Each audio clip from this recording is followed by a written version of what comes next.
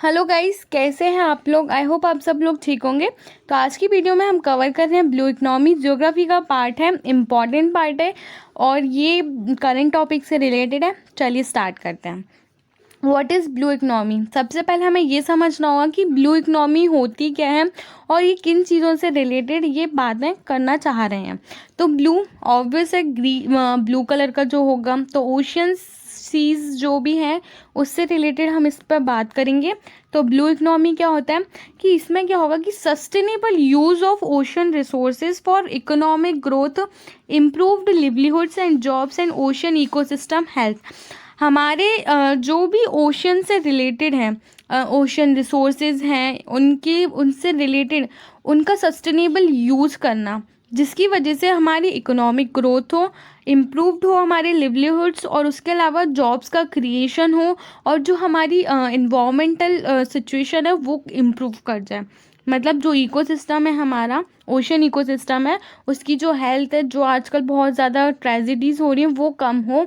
तो इस तरह से ये बात करना चाह रहा है कि ब्लू इकोनॉमी होती क्या है। तो ब्लू इकोनॉमी का मेन पर्पस क्या है कि आपको ओशन की जो ओशन रिसोर्सेज हैं, जो भी हम उनसे माइनिंग कर रहे हैं या उनके द्वारा जो भी हम ट्रेड कर रहे हैं, उनको हमें सस्टेनेबल तरीके से करना पड़ेगा, नहीं तो आगे जाके काफ़ी प्रॉब्लम आ जाएगी। ठीक है, आगे समझते हैं। It advocates the grinning of ocean development strategies. ये क्या बोलेगा कि ये हमें ओशन डेवलपमेंट से रिलेटेड ना स्ट्रेटजीज बताएंगे इसमें, कि आपको किस तरह, आपको क्या काम करने चाहिए, किस तरह साइंटिफिक यूज़ करना चाहिए चीज़ों का, जिससे वो सस्टेनेबली काफ़ी काम टाइम तक चल सके।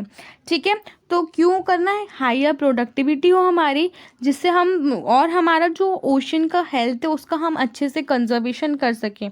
ठीक है, जैसे आजकल कितना ज़्यादा मतलब फिशेस का मरना हो, मतलब मर जाती हैं अंदर ही अंदर। प्लास्टिक्स, इतना प्लास्टिक है कि जिस वजह से जो हमारी ओशंस के अंदर जो भी मैराइन एनिमल्स वगैरह हैं, प्लांट्स वगैरह हैं, उनको काफ़ी हार्मफुल हो रहा है। तो इस वजह से वो उसी बात को बोल रहा है कि उन चीज़ों पे आपको ज़्यादा उनको हार्मफुल ना हो, और हम उनको जो भी हम ट्रेड वगैरह कर रहे हैं, हम मिनरल्स का जो माइनिंग कर रहे हैं, जो भी हम कर रहे हैं ओशन से रिलेटेड, वो हम सस्टेनेबली तरीके से करें, तो काफ़ी टाइम तक चीज़ों को अफेक्ट ना हो। ठीक है, तो ये बोल रहा है वो। सबसे पहले जो ये जो ब्लू इकोनॉमी का वर्ड आया था वो हमें एक बुक में मिला था, जो गुंटर पाउली थे। उन्होंने 2010 या 2010 में उन्होंने एक बुक लिखी थी जिसका नाम है the blue economy 10 years 100 innovations 100 million jobs. ठीक है, तो ये उनकी बुक का नाम है, इम्पॉर्टेंट है, सामक करना चाहें तो कर सकते हैं। अब हम देखते हैं कि ये इससे होगा क्या क्या, या ये क्यों इम्पॉर्टेंट है, ये क्या है। ठीक है, तो क्या होगा कि जो हमारा मैरीटाइम ट्रांसपोर्ट है, मतलब जो भी सीज के द्वारा, ओशियंस के द्वारा जो भी इंटरनेशनल ट्रेड होता है, उससे रिलेटेड ये बात कर रहा है, क्योंकि हमारा जो 80% है वो हमारा इसी के द्वारा ट्रेड होता है। इंटरनेशनल जो गुड्स हैं वो इन्हीं के द्वारा ट्रेड होते हैं। ठीक है, उसके अलावा रिन्यूएबल एनर्जी, अगर हम रिन्यूएबल एनर्जी का जो भी एनर्जी है उसका हम अच्छे से यूज़ करें, सस्टेनेबली मैराइन एनर्जी का हम काफ़ी टाइम तक करेंगे, तो उससे क्या होगा कि जो हमारा सोशो इकोनॉमिक डेवलपमेंट है वो इंकरेज होगा, वो बढ़ेगा हमारा। ठीक है, तो ये है हमारा रिन्यूएबल एनर्जी। सस्टेनेबल फिशरीज़ होगा, तो सस्टेनेबल फिशरीज से हमें काफ़ी ज़्यादा एम्प्लॉयमेंट जनरेशन होगा। उसके अलावा मोर रेवेन्यू आएगा, मोर फिश होंगी।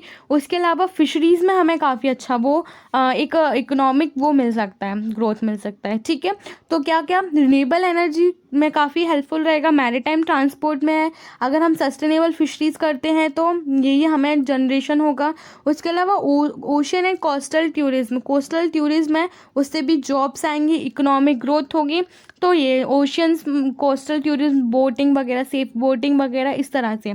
वेस्ट मैनेजमेंट, अगर हम अर्थ पर, जैसे जो लैंड है, अगर हम वहीं से अपना वेस्ट मैनेजमेंट को कंट्रोल कर लें, अच्छे से वो वेस्ट मैनेजमेंट करें, तो हम जैसे जो भी एग्रीकल्चर रन ऑफ निकल रहा है, या हम बोल सकते हैं कि जो भी हम प्लास्टिक्स यहाँ से जो जा रहा है लैंड की तरफ से, तो वो हम कंट्रोल कर लेंगे, तो हमें वहाँ पर भी वो दिक्कत नहीं आएगी। तो वही है कि अगर हम बेटर वेस्ट मैनेजमेंट कर लेंगे, बेटर वेस्ट मैनेजमेंट लैंड पर, तो उससे हमें ओशियंस की रिकवर में हेल्प होगी।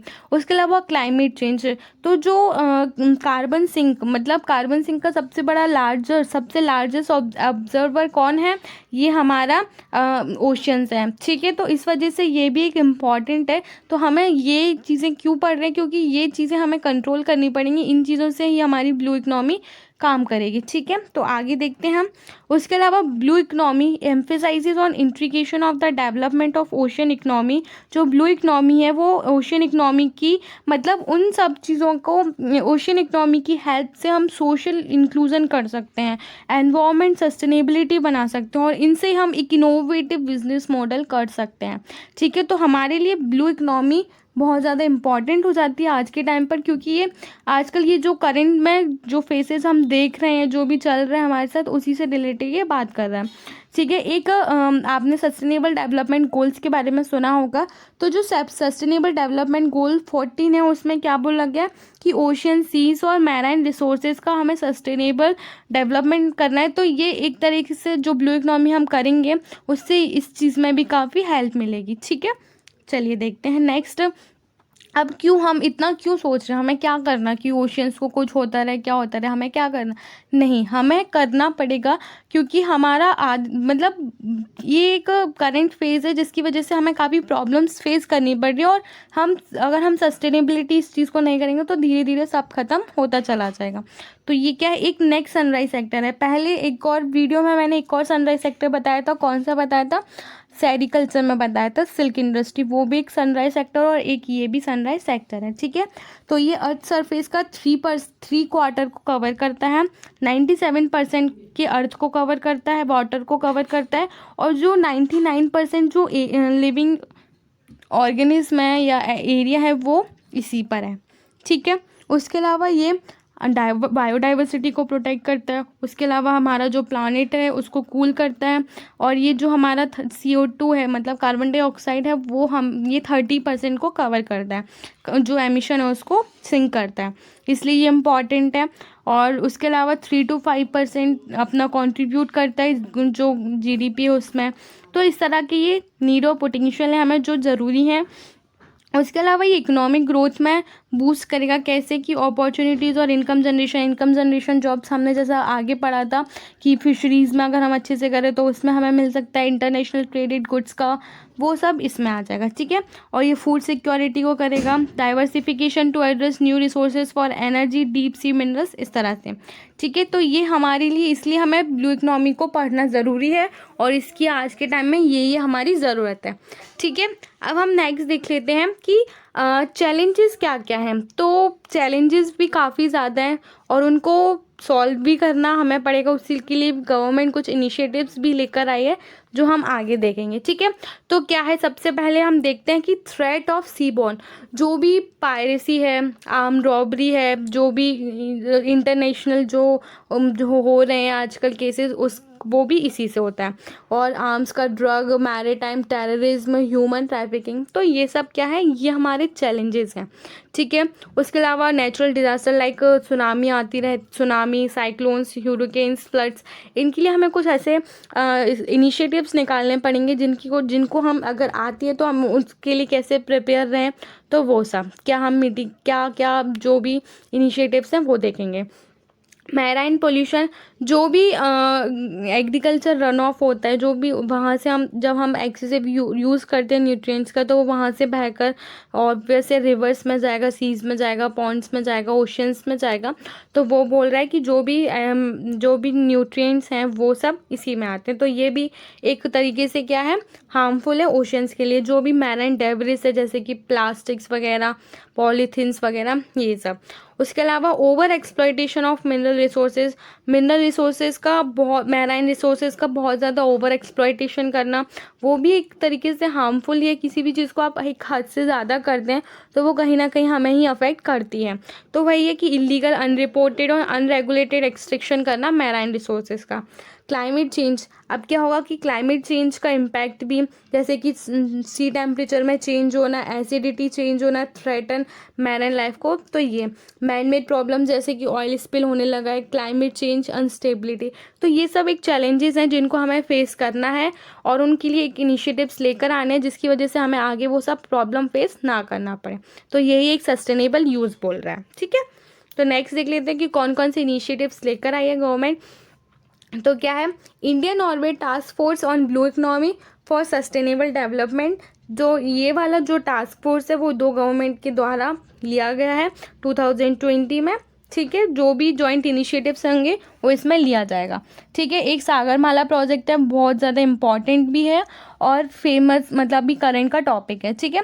तो ये क्या है, port led development through the extensive use of IT enabled services for modernisation of port, मतलब पोर्ट्स का मॉडर्नाइजेशन करना, और उसमें IT इनेबल्ड मतलब जैसे आर्टिफिशियल इंटेलिजेंस, IoT वगैरह, इन सब का यूज़ करके हमें एक स्ट्रेटेजिक इनिशिएटिव लिया गया है, ठीक है। ओ स्मार्ट एक ऐप है जिसमें regulated use of oceans, marine resources, sustainable development, ये सब रेगुलेट किया जाएगा, ठीक है। उसके अलावा इंटीग्रेटेड कोस्टल जोन मैनेजमेंट, इसमें क्या होगा कि ये जो हमारे नेचुरल डिज़ास्टर्स आते हैं उससे रिलेटेड है ये, और ये क्या करेगा कि जो फोकस इज ऑन जो कोस्टल और मैराइन रिसोर्सेज है उसके कंजर्वेशन पे फोकस करेगा, और जो भी लिवलीहुड अपॉर्चुनिटीज़ है उनको इम्प्रूव करेगा। एक और है नेशनल फिशरीज पॉलिसी, तो इसका क्या है, ब्लू ग्रोथ इनिशिएटिव, ठीक है, इसको प्रमोट करेगा। उसके अलावा जो भी फिशरीज बेल्ट हैं उनके ऊपर सस्टेनेबल यूटिलाइजेशन करेगा, उनके ऊपर मतलब उनसे रिलेटेड जो सस्टेनेबल यूटिलाइजेशन है उस पर काम करेगा, ठीक है। तो ये आपको समझ आ गया होगा कि हमने क्या क्या देखा आज की, क्या है उसके क्या फ़ायदे हैं, और मीन्स में इसी तरह के क्वेश्चंस बनते हैं कि ये सही है या नहीं है, इस तरह के क्वेश्चन, ठीक है। तो आई होप आपको मेरी वीडियो समझ आई होगी, अगर आई है तो थैंक यू सो मच।